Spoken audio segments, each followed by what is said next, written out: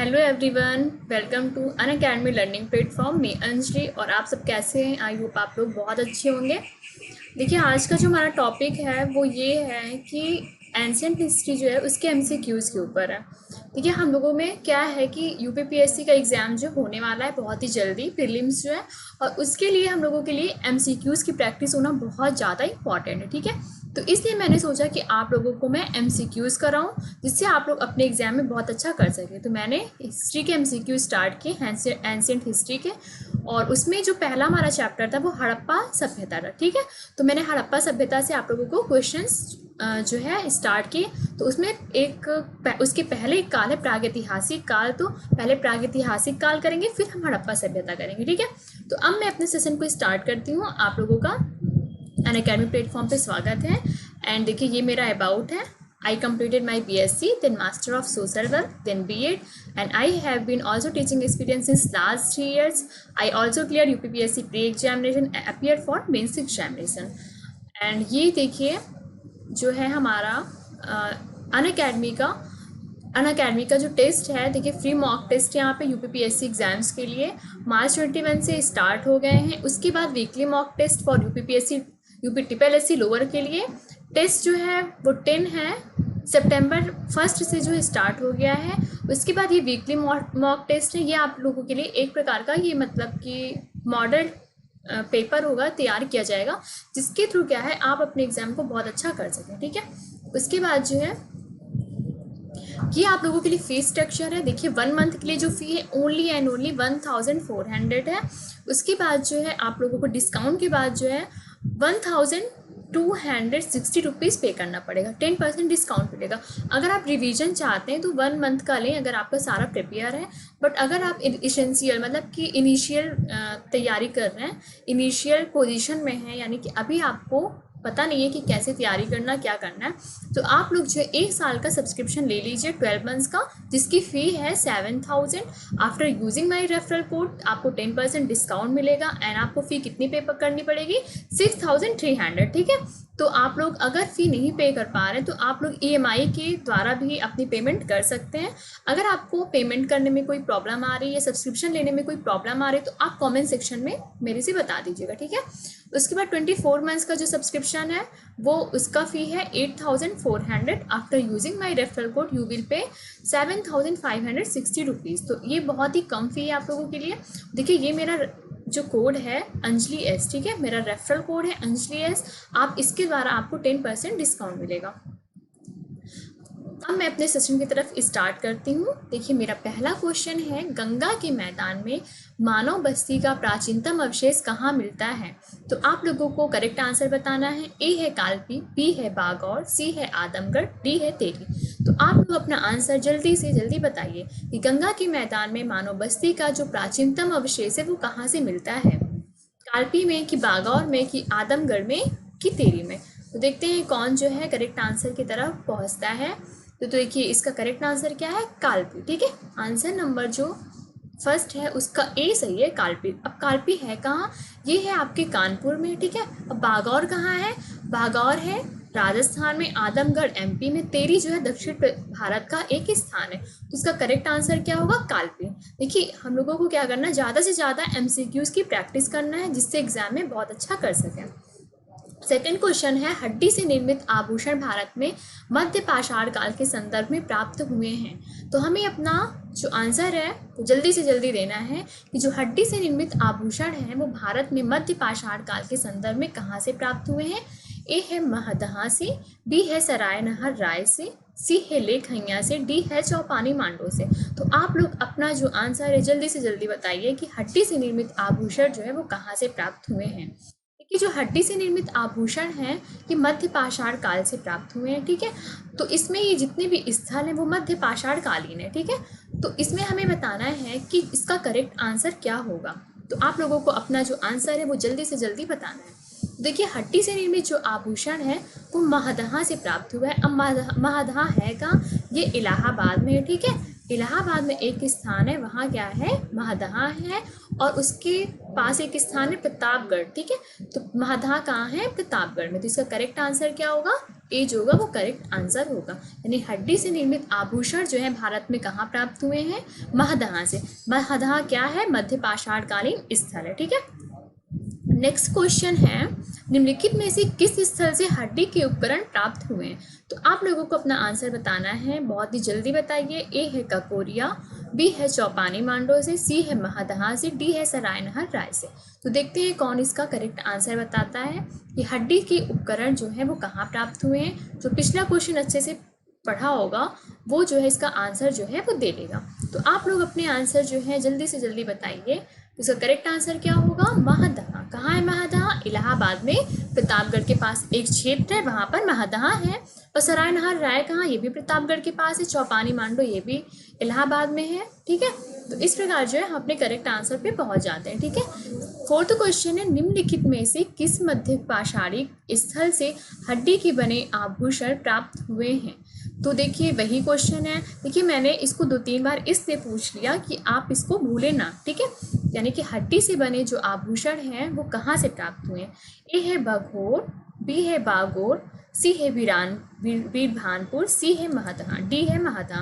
तो आप लोग अपने आंसर जल्दी से जल्दी दीजिए, देखते हैं कौन इसका करेक्ट आंसर देता है। देखिए वीरभानपुर है, ये पूरा पाषाण कालीन स्थल है, तो ये तो हो ही नहीं सकता है। ठीक है, ये नहीं हो सकता। बागौर जो है ये भी मध्य पाषाण कालीन है। ठीक है, यहाँ से कृषि का साक्ष्य मिला है, मतलब यहाँ पर जो है बागौर जो है नवपाषाण कालीन स्थल है। ठीक है, तो इसके बाद जो है यहाँ पे बताइए मध्य पाषाण कालीन स्थल से हड्डी के बने आभूषण प्राप्त हैं। इसका करेक्ट आंसर क्या होगा? महदहा। ठीक है, महदहा कहाँ है? इलाहाबाद के पास एक क्षेत्र है, वहाँ पर महदहा। फिफ्थ क्वेश्चन है, किस स्थल पर काले व लाल मृदभांडों की स्तरीय स्थिति को OCP तथा PGW के मध्य सर्वप्रथम पहचाना गया? ए है गणेश्वर, बी है नो, सी है जोधपुर, डी है अतरंजी खेड़ा। तो हमें करेक्ट आंसर बताना है अपना। OCP एंड PGW के मध्य जो सर्वप्रथम स्थान है वो कहाँ पे पाया गया? तो देखते हैं कौन इसका करेक्ट आंसर बताता है। देखिए OCP का मतलब क्या होता है, PGW का मतलब क्या होता है। ठीक है, तो आप लोग से मैं पूछ रही हूँ, बताइए कोई देखिए, देखते हैं किसको पता है। देखिए नहीं पता आप लोगों को तो मैं बता देती हूँ। देखिए OCP का फुल फॉर्म क्या होता है? ओकर कलर पॉटरी होता है। PGW का फुल फॉर्म क्या होता है? पेंट ग्रे एंड वेयर होता है। ठीक है, तो इस प्रकार जो है इन दोनों के मध्य जो सर्वप्रथम स्थिति थी वो कहाँ पहचाना गया था? वो पहचाना गया था अतरंजी खेड़ा। ये कहाँ है? एटा जिले में है। ठीक है, एटा जिले में है अतरंजी खेड़ा। और एटा जिला कहाँ है? ये है यूपी में। ठीक है, ये है एटा। ठीक है, वहाँ पे ये अतरंजी खेड़ा। 6 क्वेश्चन है, गैरिक मृदभांड पात्र यानी OCP। ठीक है, देखिए OCP को इंग्लिश में क्या कहते हैं? ऑकर कलर पॉटरी कहते हैं। ठीक है, और उसके बाद जो है इसको हिंदी में क्या कहते हैं? गैरिक मृदभांड पात्र कहते हैं। क्या कहते हैं? गैरिक मृदभांड पात्र जो है इसको क्या कहते हैं? हिंदी में कहते हैं। ठीक है, तो पूछा जा रहा है आपसे कि गैरिक मृदभांड पात्र का नामकरण हुआ था। ए है अहिछत्र में, बी है हस्तिनापुर में, सी है नोह में, डी है लाल किला में।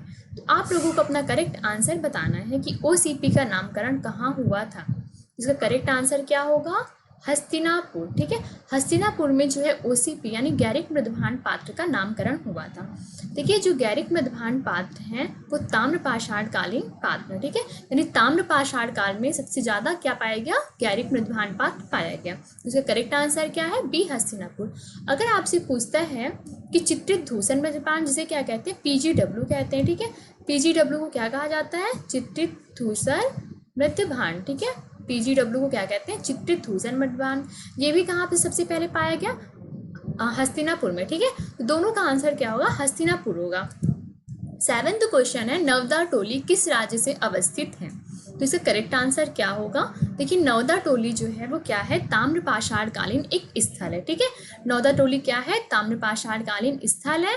और ये जो है ताम्र पाषाण कालीन में कई प्रकार की संस्कृतियां होती थी, तो उसमें से एक संस्कृति थी मालवा संस्कृति। कौन सी संस्कृति थी? मालवा संस्कृति। ठीक है, तो मालवा संस्कृति का ही एक पार्ट था नवदा टोली। ठीक है, तो नवदा टोली किस राज्य में स्थित है? ए है महाराष्ट्र, बी है गुजरात, सी है छत्तीसगढ़, डी है मध्य प्रदेश। तो देखते हैं कौन करेक्ट आंसर बताता है। इसका करेक्ट आंसर क्या होगा? MP। ठीक है, और नवदा टोली किस संस्कृति से रिलेटेड है? मालवा संस्कृति। ठीक है, कौन सी संस्कृति? मालवा, ये है मालवा,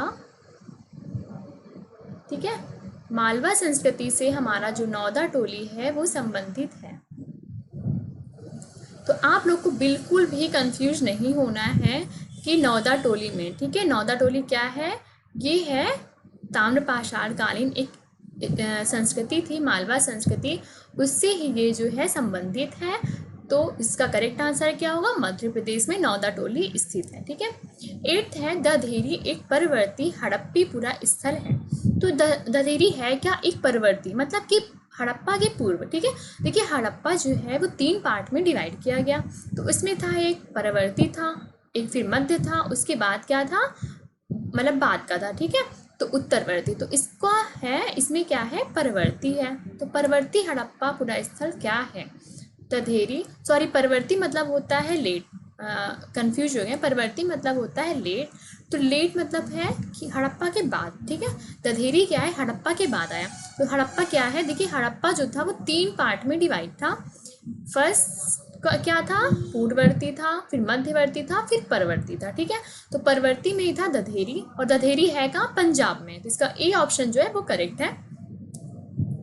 9th क्वेश्चन है विंध्य क्षेत्र के किस शिलाशय से सर्वाधिक मानव कंकाल मिले हैं। ए है गगहरिया, बी है मोहराना पहाड़, सी है बगही खोर, डी है लेखैया। तो आप लोगों को करेक्ट आंसर बताना है, जो शिलाशय हैं उसमें से सर्वाधिक मानव कंकाल कहाँ मिले हैं। तो अगर आप लोगों को शिलाशय का मतलब नहीं पता है तो मैं बता देती हूँ। देखिए शिलाशय का मतलब क्या होता है, ऐसा स्थान जहाँ पर पत्थर में, लोग पत्थर की गुफा में रहते हैं। देखिए शिला मतलब क्या होता है, पत्थर होता है ना, शिला मतलब क्या होता है, पत्थर होता है। और आश्रय, शिला आश्रय, ठीक है, क्या हो गया, शिला आश्रय में जहाँ लोग पत्थर में रहते हैं उसे हम क्या कहते हैं, शिलाश्रय बोलते हैं। तो यहाँ पे जो लोग हैं वहाँ पे सर्वाधिक मानव कंकाल मिले हैं शिलाश्रय से, ठीक है। और किस जगह पे सर्वाधिक मानव कंकाल मिले हैं, तो इसका करेक्ट आंसर होगा लेखैया। कितने मानव कंकाल, 17। और लेखैया है कहाँ, ये है आपका मिर्जापुर, ठीक है। मिर्जापुर में एक स्थान है, वहाँ पे ही आपका लेखैया स्थित है, ठीक है। यहाँ पे लिख देती हूँ मैं,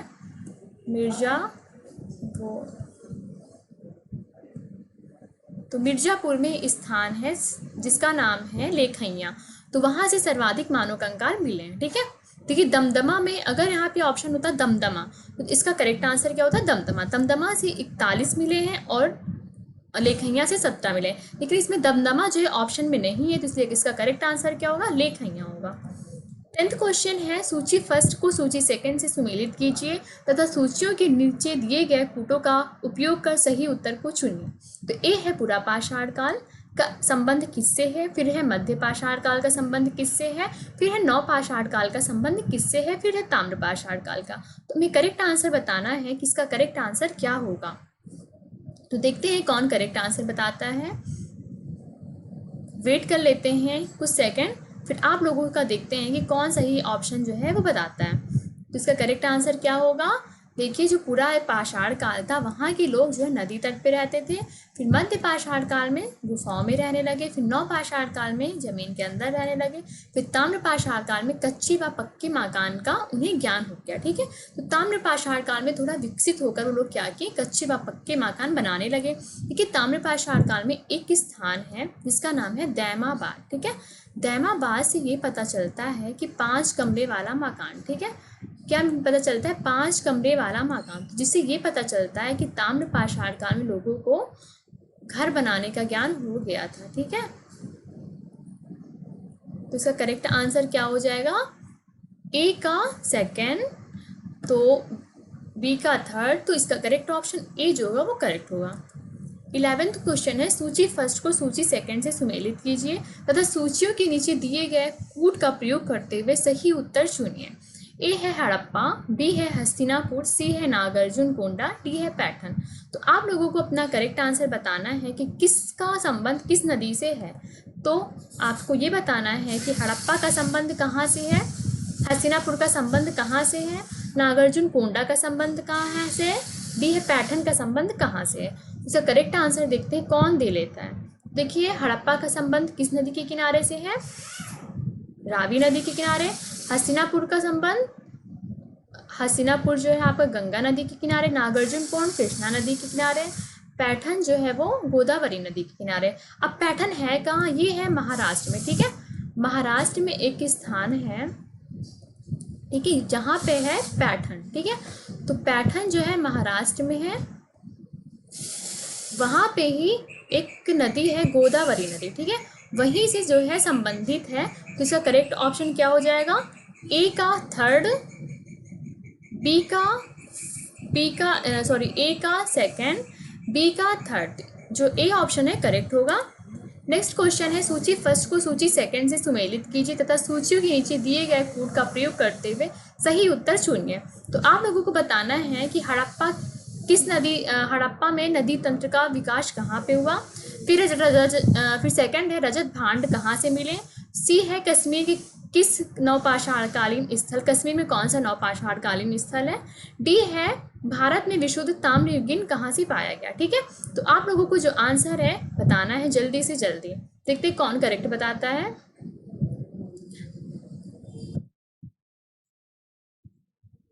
तो इसका देखते कौन करेक्ट आंसर देता है, बस थोड़ी देर वेट करते हैं, फिर आप लोगों का आंसर चेक करते हैं। देखिए जो नदी तंत्र है ये जो है धौलावीरा में, ठीक है, हड़प्पा में एक स्थल था धौलावीरा जो कि गुजरात में स्थित है, वहाँ से नदी तंत्र का जो प्रमाण मिलता है। फिर है रजत भांड का कुणाल एक स्थान है, वहाँ पे चांदी के मुकुट पाए जाते थे, ठीक है। फिर है कश्मीर के नवपाषाणकालीन स्थल बुर्ज होम हो गया, ठीक है। फिर है विशुद्ध ताम्रयुगीन आहार संस्कृति हो गया। तो इस प्रकार इसका ए का क्या हो गया 5, तो यहाँ पे 4th नहीं होगा, यहाँ होगा 5, ठीक है। 5, 3rd, 1 and 2, ठीक है, करेक्ट आंसर होगा। फिर है 13 क्वेश्चन, इनाम गांव भारत के किस राज्य में स्थित है। इनाम गांव जो है भारत में किस राज्य में स्थित है, देखते हैं कौन इसका करेक्ट आंसर बताता है। तो ए है आंध्र प्रदेश, बी है मध्य प्रदेश, सी है महाराष्ट्र, डी है गुजरात। तो इसका करेक्ट आंसर देखते हैं कौन बताता है कि इनाम गांव कहाँ स्थित है। देखिए इनाम गांव जो है वो है महाराष्ट्र में, ठीक है। कहाँ है, महाराष्ट्र में है, देखिए ये है। और यहाँ से क्या मिला है, इनाम गांव से मिला है 5 कमरों वाला मकान, ठीक है। मैंने पिछले क्वेश्चन में दैमाबाद बोला था, वहाँ पे होगा इनाम गांव, जहाँ से 5 कमरों वाला जो है मकान जो है मिला है, ठीक है। तो इससे ये पता चलता है कि ताम्रपाषाणकालीन लोगों को घर बनाने का भी ज्ञान हो गया था, यानी विकसित हो गई थी, ठीक है। सी जो है करेक्ट आंसर होगा। 14 क्वेश्चन है, पाषाण उपकरण निर्माण का एक केंद्र इसामपुर निम्न में किस राज्य में स्थित है। देखिए जहाँ पे पाषाण के उपकरण बनते थे उसका एक केंद्र था इसामपुर। तो आपको बताना है किस राज्य में इसामपुर जो है स्थित है।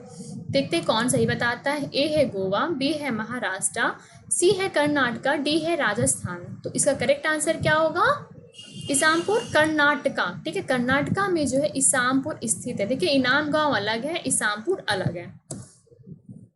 15 क्वेश्चन है, भारत के किस स्थल की खुदाई से लौह धातु के प्रचलन के प्राचीनतम प्रमाण मिले हैं। ए है अतिरंजी खेड़ा, बी है तक्षशिला, सी है कौसाम्बी, डी है हस्तिनापुर। तो आप लोगों को करेक्ट आंसर बताना है कि लौह धातु का प्रचलन का प्राचीनतम प्रमाण कहाँ से मिला है। ए है अतिरंजी खेड़ा जो कि एटा जिले में है यूपी में, बी है तक्षशिला, सी है कौसाम्बी, डी है हस्तिनापुर। तो इसका करेक्ट आंसर क्या होगा, अतिरंजी खेड़ा, ए जो है वो करेक्ट आंसर होगा। वहाँ से ही हमें लौह धातु के प्रमाण जो है मिलते हैं।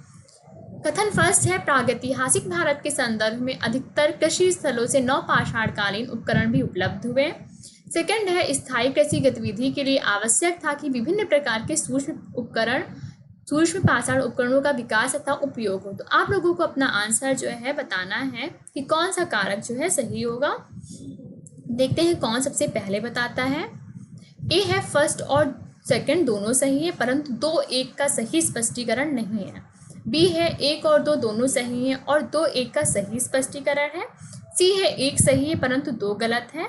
डी है 1 गलत है परंतु 2 सही है। तो इसका करेक्ट आंसर क्या होगा, बी होगा। देखिए इसमें क्या है, 1 और 2 दोनों सही हैं और 2 1 का सही स्पष्टीकरण है। तो मैं आप लोगों को समझाती हूँ कैसे। देखिए जो कृषि स्थल है वो कहाँ से पाया गया, नवपाषाणकालीन से, ठीक है। उसके बाद जो नवपाषाणकालीन स्थल से जब कृषि पाया गया तो उसके लिए कृषि करने के लिए जरूरी था सूक्ष्म पाषाण उपकरण का विकास होना तथा उनका उपयोग होना, ठीक है। तो इसलिए इसका दोनों कथन सही है।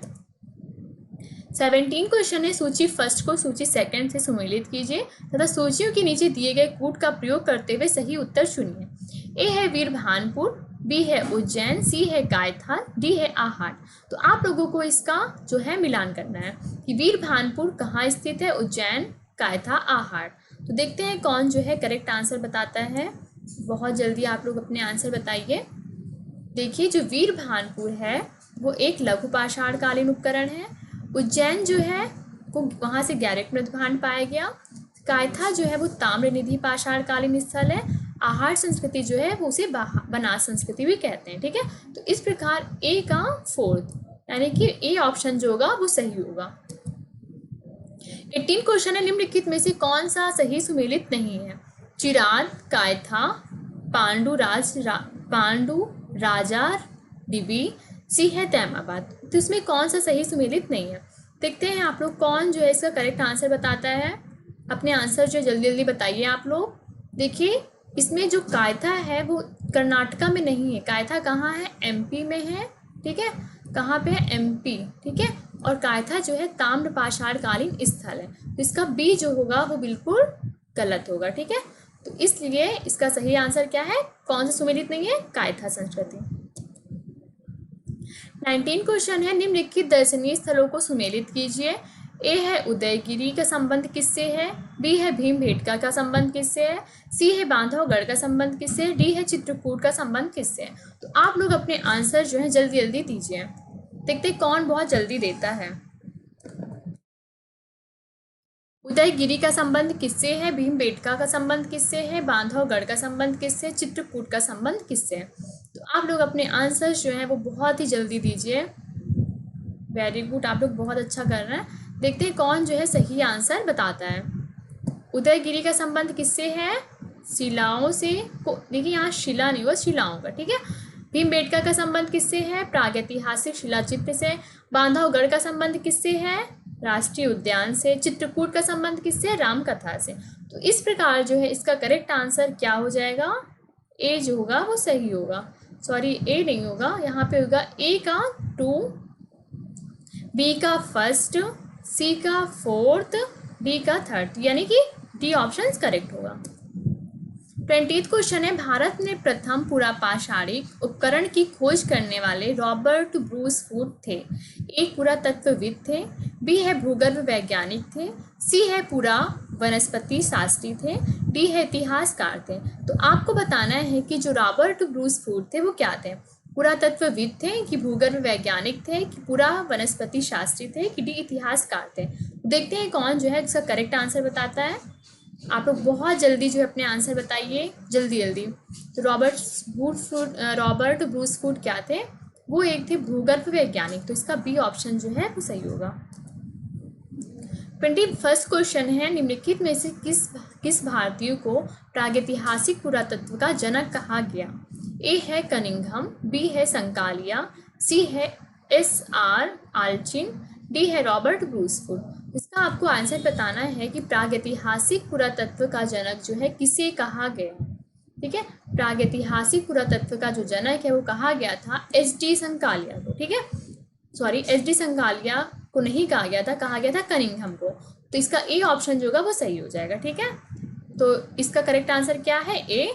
रॉबर्ट ब्रूस फूड क्या थे, वो थे, उन्होंने क्या किया था, सबसे पहला जो प्रागैतिहासिक उपकरण था उसको खोज किए थे। लेकिन प्रागैतिहासिक पुरातत्व का जो जनक माना जाता है इन कनिंघम को माना जाता है। ठीक है, इन्होंने 1861 में, ठीक है, 1861 में क्या किया था, प्रागैतिहासिक पुरातत्व विभाग की स्थापना की थी। ठीक है, 1800 यहाँ होगा 61। ठीक है, इसीलिए इनको क्या कहा जाता है, प्रागैतिहासिक पुरातत्व का जनक माना जाता है। 22 क्वेश्चन है, भारत में सर्वप्रथम पूर्व पाषाणकालीन उपकरण रॉबर्ट ब्रूस फूड को कब मिला था। यानी कि जो रॉबर्ट ब्रूस फूड है उन्होंने क्या किया था, पाषाणकालीन उपकरण जो था उसकी खोज की थी। ठीक है, तो उनको किस सन में उस उपकरण की प्राप्ति हुई थी। तो आप लोगों को अपना करेक्ट आंसर बताना है। ए है 1863, बी है 1860, सी है 1873, डी है 1878। तो इसका करेक्ट आंसर क्या होगा, 1863। ठीक है, 1863 में रॉबर्ट ब्रूस फूड को पूर्व पाषाणकालीन उपकरण जो है प्राप्त हुआ। तो इसका करेक्ट आंसर क्या होगा, ए हो जाएगा। ठीक है, 23rd क्वेश्चन है, भारत में प्रथम पूरा प्रस्तर युगीन औजार की खोज का जिससे देश में प्रागैतिहासिक अध्ययन का रास्ता खुला श्रेय किसे जाता है। देखिए ये क्वेश्चन जो अगर आप लोगों ने ध्यान से पढ़ा होगा तो पिछले क्वेश्चन को ही घुमाकर पूछा गया है। तो क्वेश्चन ऐसे ही पूछे जाएंगे आपसे, आपको आंसर पता रहेगा लेकिन आप जो है गलत लगा के आएंगे, क्योंकि जो क्वेश्चन का तरीका है वो घुमा दिया जाएगा। तो आप लोग अपना बताइए कि जो प्रथम प्रस्तर युगीन यानी कि प्रथम पूरा प्रस्तर युगीन जो औजार है वो सबसे पहले कौन खोजा था? रॉबर्ट ब्रूसफुट जो है खोजे थे। ठीक है, तो करेक्ट आंसर क्या होगा? सी जो है करेक्ट आंसर होगा। रॉबर्ट ब्रूसफुट ने प्रथम पूरा प्रस्तर युगीन औजार की खोज की थी। ठीक है, तो सी ऑप्शन जो है वो करेक्ट होगा। 24th क्वेश्चन है, कोपेनहेगन संग्रहालय की सामग्री से पाषाण, कांस्य और लोह युग का त्रियुगी विभाजन किया था। कौन किया था? ए है लुबाक ने, बी है थॉमसन ने, सी है टेलर ने, डी है चाइल्ड ने। तो आप लोगों को करेक्ट आंसर बताना है कि जो पाषाण, कांस्य और लौह युग का त्रियुगी विभाजन किया था वो कौन है जो त्रियुगी विभाजन किया था। तो देखिए जो थॉमसन थे, ठीक है, उन्होंने 1816 में, कब? 1816 में क्या किया था? तीन युग को बांट, तीन युग में मतलब कि बांटा था। ठीक है, जो सामग्रियों को, एक है पाषाणकालीन, फिर कांस्ययुगीन, फिर लौह युगीन। ठीक है, तो त्रियुगी विभाजन कौन किया था? थॉमसन ने किया था। कब किया था? 1816 में किया था। अभी मैंने बताया था 1863 में जो रॉबर्ट ब्रूसफुट थे उन्होंने क्या किया था? पुरातात्विक की जो सामान थी उसकी खोज की थी। ठीक है, तो जिसका करेक्ट आंसर क्या होगा? बी होगा। 25 क्वेश्चन है, भारत में मानव का सर्वप्रथम साक्ष्य कहाँ मिलता है? ए है शिवालिक पहाड़ियाँ, बी है नीलगिरी पहाड़ियाँ, सी है नलमाला पहाड़ियाँ, डी है नर्मदा घाटी। तो आप लोगों को करेक्ट आंसर बताना है कि भारत में मानव का जो प्राचीनतम साक्ष्य है वो कहाँ से मिलता है। देखते हैं कौन अपना आंसर जो है करेक्ट बताता है। तो इसका करेक्ट आंसर क्या हो जाएगा? डी, नर्मदा घाटी में मानव का प्राचीनतम जो साक्ष्य है वो प्राप्त हुआ है। तो डी जो है करेक्ट आंसर होगा। 26 क्वेश्चन है, प्रारंभिक पूर्ण मानव को किस नाम से जाना जाता था? तो ये तो बिल्कुल किसी से इनकरेक्ट नहीं होना चाहिए था क्वेश्चन। तो देखते हैं प्रारंभिक पूर्ण मानव को किस नाम से जाना जाता है, कौन इसका करेक्ट आंसर बताता है। ए है क्रोमैग्नन, बी है निएंडरथल, सी है ग्रिमाल्डी, डी है मैग्डलिनियन। ठीक है, तो इसका करेक्ट आंसर क्या होगा? क्रोमैग्नन मानव जो था वो जो है पूर्ण मानव को नाम से जाना जाता है। ठीक है, 27 क्वेश्चन है, वर्धों के लिए कपास की खेती का आरंभ सबसे पहले किया गया। ए है मेसोपोटामिया में, बी है मिदा में, डी है मध्य अमेरिका में, सी है मध्य अमेरिका में, डी है भारत में। यानी जो कपास की खेती है उसका जो सबसे पहले साक्ष्य है वो कहाँ से मिलता है। देखते हैं कौन करेक्ट आंसर बताता है। तो करेक्ट आंसर क्या होगा? भारत में मेहरगढ़, ठीक है, वहां से सबसे पहले कपास की खेती का आरंभ जो है मिला है। तो इसका करेक्ट आंसर क्या होगा? डी, भारत जो है करेक्ट आंसर होगा। 28 क्वेश्चन है, नर्मदा टोली का उत्खनन किसने किया था? ए है वीएस वांगककर ने, बी है केडी वाजपेयी ने, सी है एसडी संकालिया ने, डी है मार्टिमर व्हीलर ने। तो आप लोगों को बताना है कि जो नर्मदा टोली है उसकी जो सबसे पहले उत्खनन है वो कौन किया था। नर्मदा टोली कौन कौन पता है? अभी मैंने पहले बताया था, कौन कौन जानता है बताएगा। देखिए नर्मदा टोली है कहाँ? ये है एमपी में। ठीक है, एमपी में है और एम से है एमपी, एम से है मालवा। ठीक है, मालवा जो संस्कृति है उससे जो है नर्मदा टोली जो है वो संबंधित है। मैं लिख देती हूँ मालवा संस्कृति। ठीक है, मालवा संस्कृति से नर्मदा टोली संबंधित है और मालवा संस्कृति जो है ताम्र पाषाण कालीन संस्कृति में आता है। तो ये है कहाँ? एमपी में। उसकी खोज कौन किया था? एसडी संकालिया ने। ठीक है, तो सी ऑप्शन जो है वो करेक्ट होगा। नेक्स्ट क्वेश्चन है, रॉबर्ट ब्रूसफुट जिन्होंने भारत में प्रथम पूर्व पाषाणिक उपकरण की खोज की मूलतः थे। ए भूवैज्ञानिक थे, बी है एक पुरा वनस्पति शास्त्री थे, सी है एक पुरातत्वविद थे, डी है एक इतिहासकार थे। तो ये क्वेश्चन तो आप लोगों को मैंने पहले कराया था, देखते हैं कौन जो है सही करता है। तो क्या थे? भूवैज्ञानिक थे। ठीक है, रॉबर्ट ब्रूसफुट एक भूवैज्ञानिक थे, जिसका ए ऑप्शन जो है वो करेक्ट होगा। 30 क्वेश्चन है, गुफ कराल निम्न में कहाँ स्थित है? ए है ब्रह्मपुत्र घाटी में, बी है स्वात घाटी में, सी है सिंधु घाटी में, डी है गंगा नदी घाटी में। तो आपको बताना है कि जो ब्रह्मपुत्र गुफ कराल है वो कहाँ पर स्थित है, ब्रह्मपुत्र घाटी में कि स्वात घाटी में कि सिंधु घाटी में कि गंगा नदी घाटी में। तो आई होप सारे लोग करेक्ट आंसर बताएंगे। तो देखिए गुफ कराल जो है, ठीक है, कौन सी कालीन संस्कृति से पाया गया है? तो वो पाया गया है आपका नवपाषाण कालीन, ठीक है, नवपाषाण कालीन संस्कृति से गुफ कराल जो है कश्मीर में स्थित है, जो कि स्वात घाटी में स्थित है, ठीक है। 31 क्वेश्चन है, निम्नलिखित किस ताम्र पाषाण कालीन स्थल से तांबे के प्रमुख प्रयोग का साक्ष्य प्राप्त हुआ है किंतु प्रस्तर उपकरण प्राप्त नहीं हुए हैं? ए है गिलुंद, बी है आहाड़, सी है कायथा, डी है नवदा टोली। तो ऐसा स्थल कौन सा था जहाँ पे तांबे का साक्ष्य प्राप्त हुआ है, तांबे के प्रयोग का साक्ष्य, किंतु उसका कोई उपकरण नहीं है? तो करेक्ट आंसर इसका देखते हैं कौन बताता है। आप लोगों में देखते हैं कौन इसका करेक्ट आंसर बताता है। तो इसका करेक्ट आंसर क्या होगा, जो है आपका ये है नवदा टोली, ठीक है, नवदा टोली जो है इसका करेक्ट आंसर होगा, ठीक है। नवदा टोली है कहाँ? एमपी में है। किस संस्कृति से संबंधित है? मालवा संस्कृति से नवदा टोली संबंधित है, ठीक है, मालवा संस्कृति से नवदा टोली आपका संबंधित है। 32 क्वेश्चन है, मध्य प्रदेश की किस पुरातात्विक स्थल से प्रारंभिक ऐतिहासिक युग के विविध लौह उपकरण प्राप्त हुए हैं? ए है गुगेरिया, बी है घाघरिया, सी है कायथा, डी है नगदा, ठीक है। तो लौह उपकरण मध्य प्रदेश में किस पुरातात्विक स्थल से प्राप्त हुआ है? तो देखते हैं कौन इसका करेक्ट आंसर बताता है। देखिए यहाँ लौह नहीं होगा, यहाँ होगा तांबा का उपकरण, ठीक है, तांबा का उपकरण कहाँ से प्राप्त हुआ है? लौह नहीं। तो इसका करेक्ट आंसर क्या होगा? कायथा संस्कृति। कहाँ पे है? मध्य प्रदेश में कायथा है, जो कि ताम्र पाषाण कालीन संस्कृति है, वहां से ही लौह उपकरण जो है प्राप्त है। 33 क्वेश्चन है, ताम्र पाषाण मालवा संस्कृति के अवशेष निम्न में से कहाँ प्राप्त हैं? देखिए मैं बहुत बार मालवा संस्कृति के बारे में बता चुकी हूँ आप लोगों को। तो आप बताइए कि मालवा संस्कृति का संबंध इसमें किससे है? ए है सतना और रीवा से, बी है नौदा टोली और महेश्वर से, सी है भीमबेटका और मंदसौर से, डी है आहाड़ और गिलुंड से। तो आप लोगों को करेक्ट आंसर बताना है कि जो मालवा संस्कृति का संबंध है वो किससे है। तो इसका करेक्ट आंसर क्या होगा? नौदा टोली और महेश्वर से नौदा ताम्र पाषाण कालीन मालवीय संस्कृति का अवशेष जो है मिला है, ठीक है।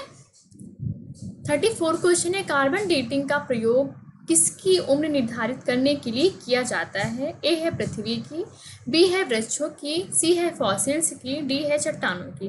तो आप लोग बताइए कि जो ताम्र पाषाण कालीन कार्बन डेटिंग पद्धति है, ठीक है, इसका प्रयोग किसकी उम्र निर्धारण करने के लिए किया जाता है? पृथ्वी की कि वृक्षों की, फॉसिल्स की कि चट्टानों की? देखते हैं कौन जो है इसका करेक्ट आंसर बताता है। तो कार्बन डेटिंग का जो प्रयोग है किसकी उम्र निर्धारण में किया जाता है? फॉसिल्स, जिसे हम कहते हैं जो वृक्ष और मनुष्य जो होते हैं उनके जो अवशेष जमीन के नीचे दबा हो जाता है, तो उनकी आयु का पता लगाने के लिए कौन सी पद्धति का प्रयोग किया जाता है? कार्बन डेटिंग पद्धति का प्रयोग किया जाता है, ठीक है। तो कार्बन डेटिंग पद्धति का जो प्रयोग है किसकी उम्र निर्धारण में किया जाता है? फॉसिल्स की जो उम्र है उसके निर्धारण में किया जाता है। तो सी जो है करेक्ट आंसर होगा। 35 क्वेश्चन है, सिंधु घाटी सभ्यता के संदर्भ में निम्नलिखित पशुओं पर विचार कीजिए। उपयुक्त में से किन पशुओं की आकृतियों से सिंधु मुद्राएं पाई जाती हैं? ए है फर्स्ट एंड सेकेंड, बी है केवल 1, सी है 2 और 3 एंड डी है 1, 2 एंड 3। तो इसका करेक्ट आंसर क्या होगा? कौन सी घाटी, सिंधु घाटी में सारे पशु कौन से पशु पाए जाते हैं? बैल की, हाथी की, गैंडा, या इसमें से कौन से? इसका करेक्ट आंसर क्या होगा? 1, 2 एंड 3, ठीक है। तीनों जो है सिंधु घाटी सभ्यता में पशुओं की आकृति जो है मुद्राओं में मिली है। तो 1, 2 एंड 3 क्या होगा? तीनों सही होगा, ठीक है। 36 क्वेश्चन है, सिंधु घाटी सभ्यता के संदर्भ में निम्नलिखित कथनों पर विचार कीजिए। ए है यह प्रमुखतः लौकिक सभ्यता थी तथा उसमें धार्मिक तत्व यद्यपि उपस्थित था, वर्चस्वशाली नहीं था। सेकेंड है, उस काल में भारत में कपास के वस्त्र बनाए जाते हैं। तो उपयुक्त में से कौन सा कथन सही है? ए है केवल दो, बी है केवल एक, सी है एक और दो दोनों, डी है ना तो एक ना ही दो। तो देखते हैं कौन जो है करेक्ट आंसर बताता है आप लोगों में। बहुत अच्छा अगर आप लोग करेंगे तो देखते हैं कौन बहुत अच्छा करता है। इसका करेक्ट आंसर क्या होगा? 1 और 2। यानी कि वहाँ पे क्या था, धार्मिक तत्व तो था लेकिन उसका जो वर्चस्व था वो नहीं था। ठीक है, वर्चस्वशाली वहाँ का नहीं था, धार्मिक तत्व का। ठीक है, और वहाँ पे देखिए कपास के वस्त्र पाए जाते थे, मेहरगढ़ में कपास की खेती भी की जाती थी। तो 1 और 2 क्या है, सही होगा। 37 क्वेश्चन है, निम्नलिखित में से कौन से लक्षण सिंधु सभ्यता के लोगों का सही चित्रण करता है? ए है उनके विशाल महल और मंदिर होते थे, वे देवी देवताओं दोनों की पूजा करते थे, वे युद्ध में घोड़े द्वारा खींचे गए रथों का प्रयोग करते थे। एक है ए है केवल सेकंड, बी है एक और दो, सी है 1, 2 और 3, फोर्थ है इनमें से कोई नहीं। तो करेक्ट आंसर क्या होगा, देखते कौन सही बताता है। जो करेक्ट आंसर क्या है, केवल सेकंड। ठीक है, केवल सेकंड में क्या है, जो सिंधु सभ्यता के लोग होते थे वे देवी और देवताओं, ठीक है, जो देवी होते थे और जो देवता होते थे, इन दोनों की क्या करते थे, पूजा करते थे। ठीक है, 38 क्वेश्चन है, भारतीय पुरातत्व का जनक किसे कहा जाता है? ए है जॉन मॉर्सल, बी है अलेक्जेंडर कनिंघम, सी है मॉर्टिमर व्हीलर, डी है जेम्स प्रिंसेप। तो देखते हैं कौन जो है करेक्ट आंसर बताता है। भारतीय जो पुरातत्व का जनक है किसे कहा जाता था? अलेक्जेंडर कनिंघम को कहा जाता था, क्योंकि कनिंघम ने अभी मैंने बताया था 1861 में, ठीक है, क्या किया था, पुरातत्व विभाग की खोज की थी। इसी दिन को क्या कहा जाता है, भारतीय पुरातत्व का जनक कहा जाता है। 39 क्वेश्चन है, पुरातत्विक स्थल संघोल स्थित है?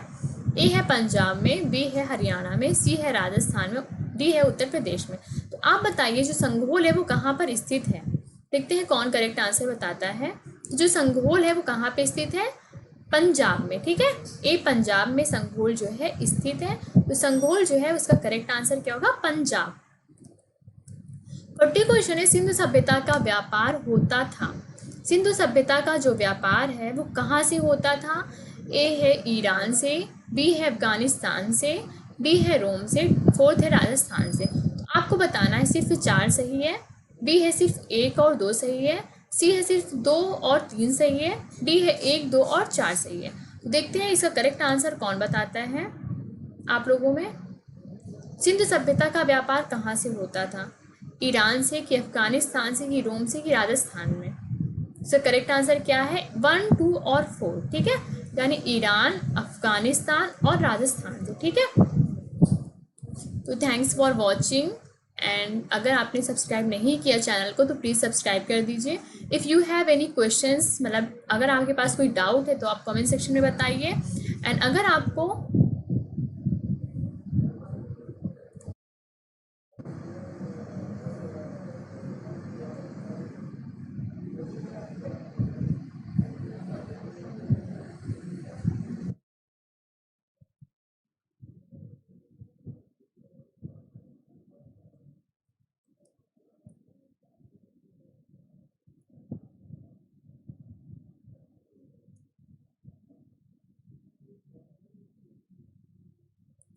आपको कोई भी डाउट है तो आप बताइए। And use my referral code Anjali S, जिससे आपको 10% डिस्काउंट मिलेगा। एंड बेल आइकन आप दबाइए जिससे आपको नोटिफिकेशन जो है पहले से पता चल जाएगी। And thanks for watching. अगर आपको कोई क्वेश्चंस की क्वेरी है तो आप लोग कमेंट सेक्शन में ज़रूर बता दीजिएगा। एंड धन्यवाद, थैंक यू।